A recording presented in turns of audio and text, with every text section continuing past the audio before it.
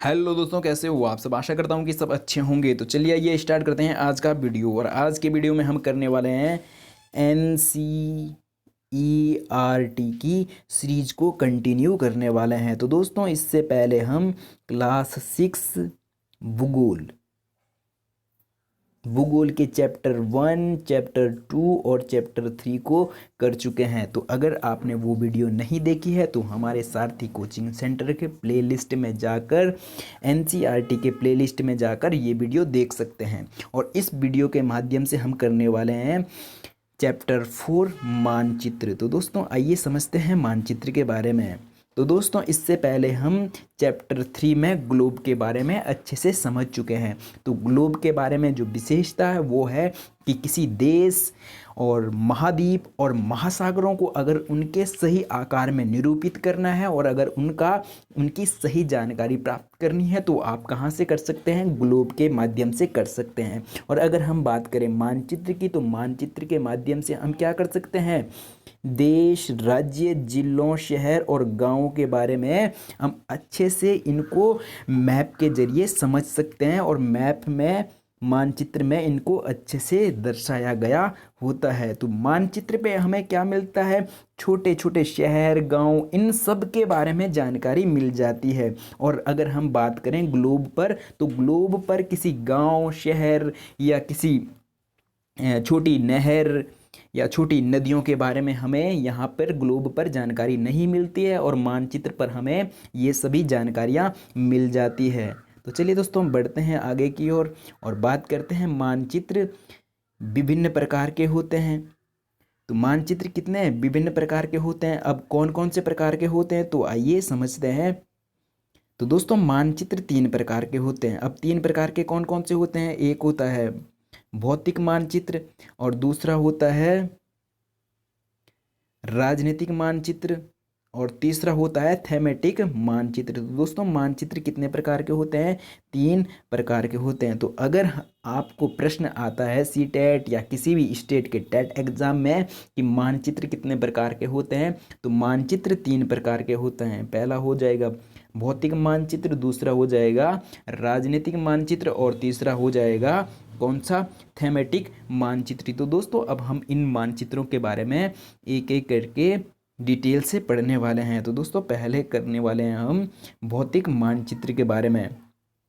तो दोस्तों भौतिक मानचित्र किसे कहते हैं, भौतिक मानचित्रों पर हम किन किन चीज़ों का अध्ययन करते हैं। तो भौतिक मानचित्र में पृथ्वी की प्राकृतिक आकृतियाँ जैसे पर्वत, पठार, मैदान, नदियाँ, महासागर इत्यादि दर्शाने वाले मानचित्र को क्या कहते हैं, भौतिक मानचित्र या उच्चावच मानचित्र कहा जाता है। तो दोस्तों ये भी प्रश्न आ सकता है कि भौतिक मानचित्र का दूसरा नाम किस नाम से जाना जाता है। तो उच्चावच मानचित्र के नाम से भौतिक मानचित्र को दूसरे नाम से जाना जाता है। और भौतिक मानचित्र पर हम किन किन चीज़ों का अध्ययन करते हैं, पर्वतों, पठारों, मैदानों, नदियों और महासागरों का हम किस पे अध्ययन करते हैं, भौतिक मानचित्र के अंतर्गत करते हैं। और अब पढ़ने वाले हैं हम किसके बारे में, राजनीतिक मानचित्र के बारे में। तो दोस्तों राजनीतिक मानचित्र के में हम किन चीज़ों का अध्ययन करते हैं, राज्यों, नगरों, शहरों तथा गांवों और विश्व के विभिन्न देशों व राज्यों तथा उनकी सीमाओं को दर्शाने वाले मानचित्र को क्या कहते हैं, राजनीतिक मानचित्र कहते हैं। तो दोस्तों राजनीतिक मानचित्र में हम क्या करते हैं, किसी राज्य की सीमा और किसी नगर की सीमा, किसी शहर की सीमा और किसी गांव की सीमा और विश्व के विभिन्न देशों और राज्यों तथा उनकी सीमाओं को दर्शाया जाता है। तो राजनीतिक मानचित्र में हम किस चीज़ का अध्ययन करते हैं, सीमाओं का, किसी राज्य, नगर, शहर, गांव और विश्व के विभिन्न देशों और विभिन्न राज्यों के सीमाओं के बारे में अगर हमें अध्ययन करना है तो हम किस मानचित्र में करते हैं, राजनीतिक मानचित्र के अंतर्गत करते हैं। तो चलिए दोस्तों अब पढ़ने वाले हैं हम थेमेटिक मानचित्र के बारे में। तो थेमेटिक प्रश्न अभी हमें सीटेट में 3 बार पूछा गया है कि थेमेटिक मानचित्र के अंतर्गत हम किन किन चीज़ों का अध्ययन करते हैं। या पूछा जाता है कि हम वनों का अध्ययन किसके अंतर्गत करते हैं या वर्षा का अध्ययन हम किस मानचित्र के अंतर्गत करते हैं? तो दोस्तों समझते हैं थीमेटिक मानचित्र के बारे में। कुछ मानचित्र विशेष जानकारियां प्रदान करते हैं, जैसे सड़क मानचित्र और वर्षा मानचित्र, वन तथा उद्योग आदि के वितरण दर्शाने वाले मानचित्र इत्यादि। इस प्रकार के मानचित्र को हम क्या कहते हैं? थीमेटिक मानचित्र कहते हैं। तो दोस्तों थीमेटिक मानचित्र के अंतर्गत हम सड़क मानचित्र का अध्ययन करते हैं, वर्षा मानचित्र का अध्ययन करते हैं और वन तथा उद्योगों का अध्ययन करते हैं। तो ऐसे मानचित्र को हम क्या कहते हैं? थीमेटिक, जिनके अंतर्गत हम क्या है? सड़क, वर्षा और वन तथा उद्योग का क्या करते हैं? अध्ययन करते हैं। तो ऐसे मानचित्र को हम क्या कहते हैं? थीमेटिक मानचित्र कहते हैं। तो दोस्तों मानचित्र के 3 प्रमुख घटक हैं। कौन से हैं? दूरी, दिशा और प्रतीक। तो अब हम सबसे पहले किसके बारे में पढ़ने वाले हैं? दूरी के बारे में पढ़ने वाले हैं, और फिर दिशा के बारे में, और फिर प्रतीक के बारे में। तो दोस्तों प्रश्न इस प्रकार से भी पूछा जा सकता है कि मानचित्र के 3 घटक कौन कौन से हैं? तो कौन कौन से हो जाएंगे? पहला हो जाएगा दूरी, और दूसरा हो जाएगा दिशा, और तीसरा हो जाएगा प्रतीक। तो चलिए दोस्तों हम दूरी के बारे में पढ़ लेते हैं। तो दोस्तों दूरी किसी भी हम जब मानचित्र का अध्ययन करते हैं तो उस पे हम क्या है? किसी स्थान के बीच, जैसे हमें क्या 2 स्थानों के बीच का अध्ययन करना है, तो उन 2 स्थानों के बीच हम क्या है? दूरी होगी, और उनका अध्ययन करने के लिए हम क्या है? दूरी का अध्ययन करते हैं, और आगे इसको नीचे अच्छे से समझने वाले हैं, मैप के माध्यम से समझने वाले हैं। तो दोस्तों अगला है जैसे छोटे पैमाने वाले मानचित्र। तो दोस्तों छोटे पैमाने वाले मानचित्र कौन से होते हैं? जब एक छोटे क्षेत्र, तो दोस्तों थोड़ा सा इसको जूम कर लेते हैं।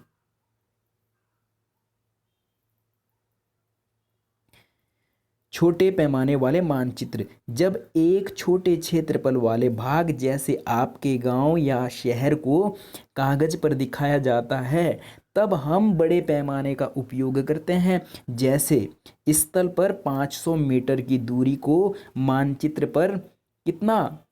5 सेंटीमीटर। दोस्तों वास्तविक दूरी कितनी है? स्थल की दूरी कितनी है? 500 मीटर है। और हम जब मानचित्र बना रहे हैं, हम कागज पर उसका मानचित्र बना रहे हैं, तो वहाँ पे हम कितने दूरी रख रहे हैं? 5 सेंटीमीटर दर्शाया जाता है। इस प्रकार के मानचित्र को बड़े पैमाने वाला मानचित्र कहते हैं, और बड़े पैमाने वाले मानचित्र छोटे पैमाने वाले मानचित्र की अपेक्षा अधिक जानकारी प्राप्त करते हैं या प्रदान करते हैं। तो दोस्तों अधिक जानकारी हमें कौन से मानचित्र पे मिलती है? बड़े पैमाने वाले मानचित्रों पर हमें क्या मिलती है? अधिक जानकारी मिलती है, और छोटे पैमाने वाले मानचित्रों पर हमें कम जानकारी मिलती है। तो दोस्तों आशा करता हूँ कि आप छोटे मानचित्र वाले पैमाने के बारे में अच्छे से समझ गए होंगे। तो चलिए बढ़ते हैं आगे की ओर। तो दोस्तों जैसे हम ऊपर पढ़ रहे थे दूरी के बारे में, तो जैसे यहाँ पे दिया गया है करीम का घर। अगर हम करीम के घर से क्या करें? दूरी कहाँ? सामुदायिक केंद्र पर जाने के लिए हम क्या है? इनके बीच हमें अगर मैप में दिखाना है, तो इनके बीच की क्या है? हमें दूरी निकालनी पड़ेगी, और उसके लिए एक क्या है? पैमाना होता है। उसके लिए हम एक क्या करते हैं? पैमाने का प्रयोग करते हैं। तो चलिए दोस्तों हम बढ़ते हैं आगे की ओर, और इसको हम और अच्छे से समझने वाले हैं उदाहरण के माध्यम से। और अगला है दोस्तों दिशा। तो दोस्तों आप सभी को पता होगा कि मुख्य रूप से दिशाएं कितनी होती है? 4 दिशाएं होती है। और कौन कौन सी 4 दिशाएं होती है? सबसे पहले आप सभी को पता होगा पूर्व दिशा, पश्चिम दिशा, उत्तर दिशा और दक्षिण दिशा। तो दोस्तों मुख्य रूप से दिशाएं कितनी होती है? 4 होती है। और 4 इसकी क्या होती है? उपदिशाएं होती है। जैसे अगर मान लो कोई सा देश यहाँ है, तो हम कौन सी दिशा में बोलेंगे? उत्तर और पूरब में वाला देश कौन सी दिशा में हो जाएगा? उत्तर पूरब। और अगर हम बात करें कोई सा देश अगर यहाँ पर है, या कोई सा स्थान यहाँ पर है, तो उसको हम क्या पढ़ने वाले हैं? उत्तर पश्चिम। और अगर कोई यहाँ पर है, इस वाले स्थान पर तो उसको हम बोलने वाले हैं दक्षिण पश्चिम, और अगर कोई यहाँ पर है तो उसको बोलने वाले हैं हम, उस स्थान को बोलने वाले हैं दक्षिण पूरब दोस्तों। और अगला यहाँ पर प्रधान दिग्बिंदु से प्रश्न पूछा गया है कि प्रधान दिग्बिंदु किसे कहा जाता है। तो दोस्तों प्रधान दिग्बिंदु किसे कहा जाता है, जहाँ पे उत्तर दक्षिण और पूरब पश्चिम वाली दिशाएं, ये क्या है, चारों दिशाएं एक मुख्य बिंदु पर मिल रही है। जहाँ पर दोस्तों क्या है, पूरब पश्चिम और उत्तर दक्षिण वाली चारों दिशाएं जिस बिंदु पर मिलती है, उस बिंदु को ही दोस्तों क्या बोलते हैं, प्रधान दिग्बिंदु कहा जाता है। तो दोस्तों आशा करता हूँ कि आप समझ गए होंगे। और अगला है दोस्तों कि दिशाओं का पता लगाइए। तो दोस्तों अगला है यहाँ पे दिशाओं का पता लगाइए। विकास के घर से सामुदायिक केंद्र तथा खेल के मैदान की दिशा। तो दोस्तों अब हम इसको क्या है, विकास के घर से सामुदायिक केंद्र की दिशा और खेल के मैदान की दिशा को पता लगाना है। तो दोस्तों ऊपर हमें दिया गया है मानचित्र में। तो दोस्तों ये है विकास का घर, और विकास के घर से हमें क्या, सामुदायिक मानचित्र का पता लगाना है। तो ये कौन से दिशा में हो जाएगा, विकास के घर से सामुदायिक केंद्र कौन से दिशा में है, तो ये हो जाएगा उत्तर दिशा में। और अगर हमें पता करना है कि विकास के घर से खेल का मैदान किस दिशा में है, तो दोस्तों ये हो जाएगी कौन सी, उत्तर दिशा, और ये हो जाएगी इधर को पूरब दिशा, और ये इधर को हो जाएगी कौन सा, पश्चिम दिशा, और नीचे को हो जाएगी दक्षिण दिशा। और अगर हम बात करें खेल के मैदान की, तो ये हो जाएगा कौन सी दिशा, उत्तर पूरब में। तो दोस्तों विकास का घर से सामुदायिक केंद्र कौन सी दिशा में है, उत्तर दिशा में है। और अगर हम बात करें विकास के घर से खेल का मैदान कौन सी दिशा में है, तो ये है उत्तर पूरब में। तो दोस्तों आशा करता हूँ कि आप समझ पा रहे होंगे। और इसके बाद हम जानने वाले हैं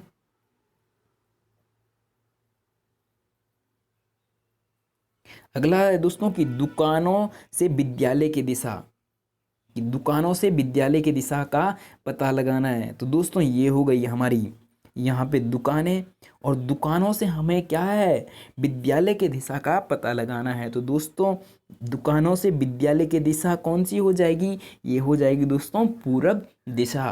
तो दोस्तों आशा करता हूँ कि आपको दिशाओं का ज्ञान अच्छे से हो गया होगा। तो मुख्य रूप से कितनी दिशाएं हैं, पूरब पश्चिम उत्तर दक्षिण, मुख्य रूप से 4 दिशाएं हैं, और 4 इसकी कितनी उप दिशाएं हैं। तो दिशाएं कितनी हो जाएगी दोस्तों, 8 दिशाएं, और मुख्य रूप से कितनी, 4 दिशाएं, और अगर टोटल दिशाएं हैं तो कितनी है, 8 दिशाएं हो जाएगा। तो चलिए दोस्तों बढ़ते हैं आगे की ओर।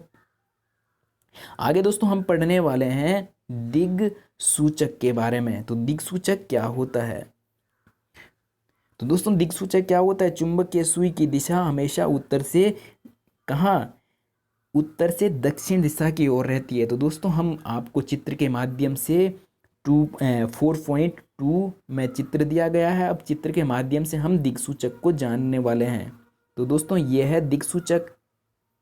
तो दोस्तों जो ये दिक्सूचक है, दिक्सूचक में जो ये 2 सुइयां हैं, एक है उत्तर, इसको जानते हैं हम नॉर्थ, और इसको साउथ के नाम से जानते हैं। तो ये जो सुई है ये कौन सी, नॉर्थ और साउथ की दिशा को दिखाता है, उत्तर और दक्षिण की दिशा को दिखाता है। अगर हम इस सुई को इधर, इस पूरे को हम क्या है, इस वाले दिशा, इस वाले तरफ को मोड़ दें, तब ये दिशा, ये जो सुइयां हैं ये वापस कहाँ चले जाएगी, उत्तर और दक्षिण ही दिशा में चले जाएगी। अगर हम इस पूरे को क्या कर दें, यूं रोटेट कर दें, तो ये दिशाएं, ये सुइयां फिर भी किधर रहने वाली है, उत्तर, और दिशाओं को ही क्या करने वाली है, निरूपित करने वाली है। तो चलिए दोस्तों बढ़ते हैं आगे की ओर। अगला है दोस्तों प्रतीक। अब हम पढ़ने वाले हैं प्रतीक के बारे में कि प्रतीक क्या है। तो हमने जो मानचित्र के 3 प्रमुख घटक पढ़े थे, उसमें पहला था दिशा, और दूसरा था दूरी और तीसरा है प्रतीक। तो अब हम प्रतीक के बारे में पढ़ने वाले हैं। तो प्रतीक क्या है दोस्तों? किसी भी मानचित्र पर वास्तविक आकार एवं प्रकार में विभिन्न आकृतियां जैसे भवनों, सड़कों, पुलों, वृक्षों, रेल की पटरियां, कुएं को दिखाना संभव नहीं होता है। तो दोस्तों अगर हम मानचित्र बना रहे हैं तो मानचित्र पर हम इन सब को क्या है, इनके सही आकार में नहीं दिखा सकते हैं। जब हम इनको इनके सही आकार में नहीं दिखा सकते हैं तो इनको दिखाने के लिए हम किसका प्रयोग करते हैं? प्रतीक चिन्हों का प्रयोग करते हैं। तो दोस्तों प्रत्येक कम स्थान में अधिक जानकारियां प्रदान करते हैं। तो जो प्रतीक चिन्ह होते हैं ये क्या करते हैं? कम स्थान पर क्या करते हैं? अधिक जानकारियों को प्रदान करते हैं। तो दोस्तों आगे समझने वाले हैं हम प्रतीक चिन्हों के बारे में भी समझने वाले हैं। तो दोस्तों ये हो जाएंगे यहाँ पे प्रतीक चिन्ह, जैसे यहाँ पे दिखाया गया है रेल लाइन। रेल लाइन के लिए क्या है? प्रतीक चिन्ह दिखाए गए हैं, अलग अलग प्रतीक चिन्ह दिखाए गए हैं। तो दोस्तों बड़ी लाइन के लिए क्या है? ये वाला प्रतीक चिन्ह हो जाएगा। और मीटर लाइन के लिए कौन सा? ये वाला प्रतीक चिन्ह हो जाएगा। और रेलवे स्टेशन के लिए कौन सा प्रतीक चिन्ह वाला हो जाएगा? ये तीसरे नंबर वाला प्रतीक चिन्ह हो जाएगा। और फिर अगर हम बात करें सड़कों की, तो सड़कों में कैसी दो प्रकार की सड़कें होंगी, पक्की सड़क और कच्ची सड़क। तो पक्की सड़क के लिए ये वाला प्रतीक चिन्ह हो जाएगा और कच्ची सड़क के लिए ये सेकंड वाला प्रतीक चिन्ह हो जाएगा। और अगर हम बात करें सीमाओं की, तो सीमाएं भी दोस्तों अंतर्राष्ट्रीय सीमा और राज्य जिला सीमा। तो दोस्तों अंतर्राष्ट्रीय सीमा दिखाने के लिए हम इस वाले प्रतीक चिन्ह का प्रयोग करते हैं और राज्य को दिखाने के लिए हम ये वाले प्रतीक चिन्ह का प्रयोग करते हैं। और जिले की अगर हमें सीमा दिखानी है तो ये थर्ड वाला हो जाएगा जिले के लिए। और दोस्तों इसी प्रकार से क्या नदी के लिए हम ये वाले प्रतीक चिन्ह का प्रयोग करते हैं, नीले रंग का प्रयोग करते हैं। और अगर हमें कुएं को दिखाना होगा तो हम क्या काले रंग का प्रयोग करते हैं। और तालाब को दिखाने के लिए भी हम नीले रंग का प्रयोग करते हैं। और नहर को दिखाने के लिए इस वाले प्रतीक चिन्ह का प्रयोग करते हैं। और पुल को दिखाने के लिए इस प्रकार का प्रतीक का चिन्ह का प्रयोग करते हैं। और मंदिर के लिए हो जाएगा ये वाला, गिरजाघर के लिए ये वाला प्रतीक चिन्ह, और मस्जिद के लिए ये वाला प्रतीक चिन्ह, और छतरी के लिए ये वाले प्रतीक चिन्ह को दिखाने का प्रयोग करते हैं। और दोस्तों पोस्ट ऑफिस के लिए हम पीओ लिखते हैं। और पोस्ट एवं टेलीग्राफ ऑफिस के लिए हम पीओटी लिखते हैं। और अगर हमें दिखाना है पुलिस स्टेशन दिखाना होगा तो हम पीएस प्रतीक चिन्ह के माध्यम से दिखाते हैं। और बस्तियों को दोस्तों हम इस प्रकार की रेड प्रकार एल को क्या है इस प्रकार से लिखा गया है, तो इससे हम बस्तियों को, और अगर हमें कब्रिस्तान को दिखाना हो तो हम इस प्रकार के मानचित्र या इस प्रकार के प्रतीक चिन्ह का प्रयोग करते हैं मानचित्रों पर। और अगला है दोस्तों कौन सा? पेड़ और घास को, अगर हमें पेड़ को दिखाना हो तो जंगल को हम इस प्रकार से दिखाते हैं और घास को हम इन वाले प्रतीक चिन्हों से दिखाते हैं। तो दोस्तों आशा करता हूँ कि आपको प्रतीक चिन्ह समझ में आ गया होगा। तो दोस्तों अब यहाँ पे दिखाए गए हैं वो प्रतीक चिन्ह, तो आपको पहचानना है कि ये प्रतीक चिन्ह किसका है और ये प्रतीक चिन्ह किसका है और ये प्रतीक चिन्ह किसका है। तो ये हो जाएगा छतरी का, और ये हो जाएगा किसका? कुएं का नहीं दोस्तों, झील का, और ये हो जाएगा जंगल का, पेड़ का। और इसी प्रकार से ये विद्यालय का हो जाएगा, और ये आपकी कच्ची सड़क का हो जाएगा, और ये किसका हो जाएगा? मस्जिद का हो जाएगा। तो इसी प्रकार से दोस्तों हमें, और ये किसका हो जाएगा? रेल पटरी का हो जाएगा। तो दोस्तों इसी प्रकार से हमें, और ये हो जाएगा नदी, और ये हो जाएगा मंदिर, और ये कच्ची सड़क, और ये पक्की सड़क, ये कच्ची सड़क, और ये क्या है? पीओटी हमें दिया गया था, और ये पुलिस स्टेशन हो जाएगा। तो इसी प्रकार से दोस्तों प्रतीक चिन्ह को आप समझ गए होंगे। तो चलिए बढ़ते हैं आगे की ओर। और अब दोस्तों हम पढ़ने वाले हैं रेखा चित्र के बारे में कि ये रेखा चित्र क्या होता है। तो अब दोस्तों हम किसके बारे में पढ़ने वाले हैं? रेखा चित्र के बारे में पढ़ने वाले हैं। तो दोस्तों रेखा चित्र को हम एक उदाहरण के जरिए समझते हैं कि मान लीजिए आप अपने मित्र के घर जाना चाहते हैं, लेकिन आपको रास्ते की जानकारी नहीं है। आपका मित्र अपने घर के रास्ते को बताने के लिए एक कच्चा आरेखण बना सकता है।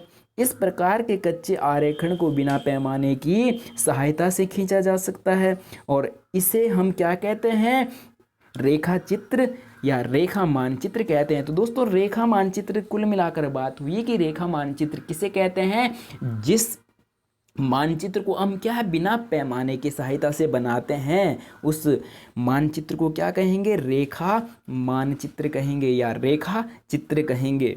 तो चलिए दोस्तों बढ़ते हैं आगे की ओर। आशा करता हूँ कि आप समझ गए होंगे। अब है दोस्तों अगला टॉपिक है खाका, कि खाका किसे कहा जाता है।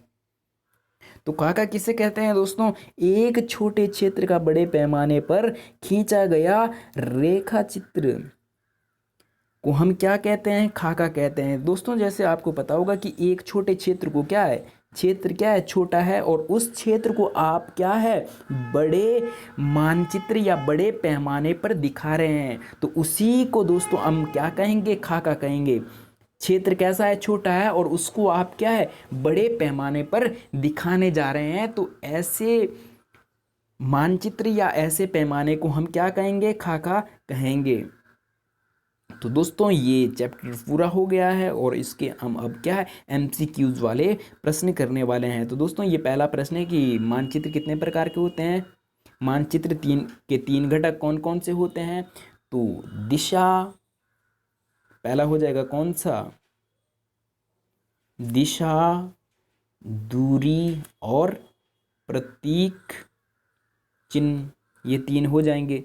लेकिन हम क्या करने वाले हैं, हम करने वाले हैं इसके एमसीक्यूज वाले प्रश्नों को करने वाले हैं। तो दोस्तों पहला प्रश्न है, वृक्षों के वितरण को दिखाने वाले मानचित्र, जिनको वृक्षों का वितरण कौन से मानचित्र पर दिखाया जाता है। तो दोस्तों ये पेपर अभी तक सीटेट में 2 बार पूछा गया है, ये प्रश्न सीटेट के पेपर में 2 बार पूछा गया है। तो वृक्षों के वितरण को कौन से मानचित्र के माध्यम से दिखाया जाता है, तो दोस्तों ऑप्शन है भौतिक मानचित्र और थेमेटिक मानचित्र और राजनीतिक मानचित्र। दोस्तों इसका सही उत्तर हो जाएगा ख।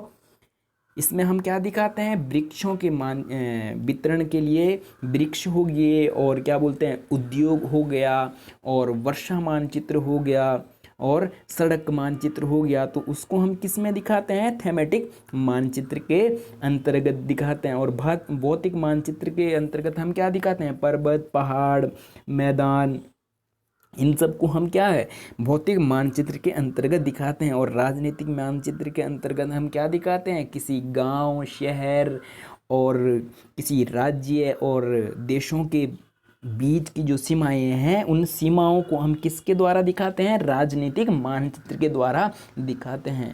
तो दोस्तों अगला प्रश्न है, नीले रंग का इस्तेमाल किसको दिखाने के लिए किया जाता है, जलाशय और पर्वतों और मैदानों। तो दोस्तों नीले रंग का प्रयोग हम किसके लिए किया जाता है, तो जलाशयों को दिखाने के लिए नीले रंग का इस्तेमाल किया जाता है।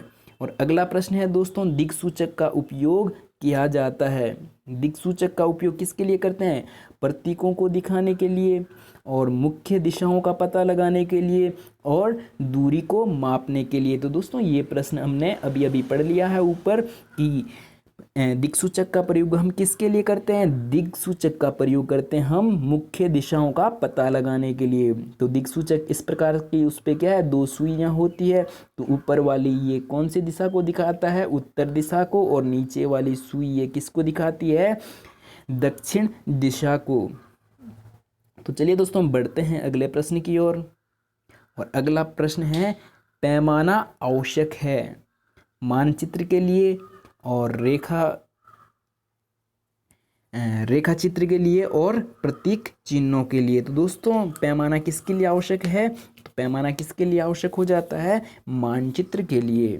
तो चलिए दोस्तों बढ़ते हैं आगे की ओर। और आज ये वीडियो यहीं पे ख़त्म होती है। तो दोस्तों अगर आप हमारे चैनल पर पहली बार हो तो चैनल को सब्सक्राइब और वीडियो को लाइक करें। तो चलिए वीडियो में पूरा बने रहने के लिए बहुत बहुत धन्यवाद।